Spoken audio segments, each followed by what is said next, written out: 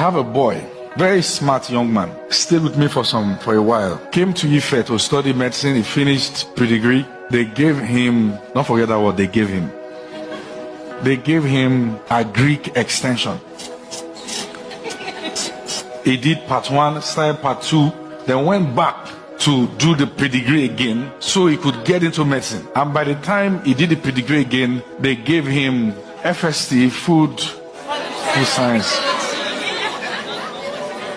So he now left and went to a private university. Now he's a medical doctor. If they didn't have resources to go to a private university, listen, it will be concluded religiously that it was never in his destiny to study. Are you seeing how resources can write a person's destiny? Yes, sir.